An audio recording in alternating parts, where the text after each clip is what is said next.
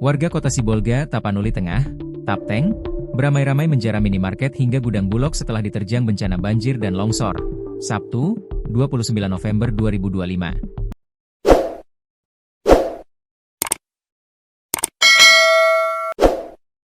Aksi ini merupakan rangkaian dari penjarahan di berbagai retail modern di Sibolga dan Tapteng.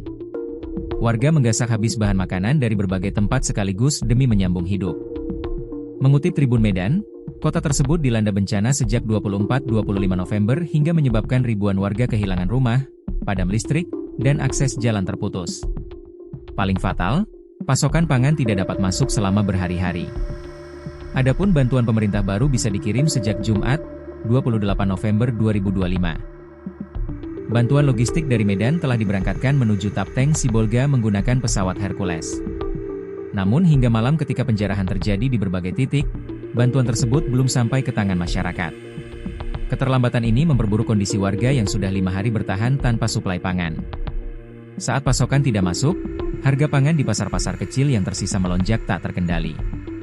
Laporan warga menyebut harga cabai tembus Rp300.000 per kilogram, jauh di atas harga normal. Bahan pangan lain pun sulit ditemukan. Kondisi ini memicu gelombang kepanikan dan membuat masyarakat semakin nekat menyerbu gudang, toko, hingga fasilitas penyimpanan logistik. Salah satu minimarket ternama berlogo biru menjadi sasaran penjarahan di tengah bencana alam yang melanda wilayah Sibolga, Sumatera Utara, Sumut. Berdasarkan video amatir, terlihat sekerumunan oknum masyarakat yang membawa barang dari dalam Indomaret.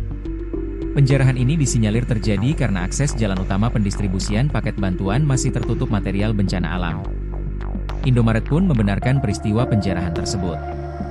Ya memang benar, jalur darat banyak jalan yang tertimbul longsoran sehingga bantuan bencana belum ada yang bisa menuju lokasi, ungkap Marcom Eksekutif Direktur Indomaret, Bastari Akmal, Sabtu, 29 November 2025.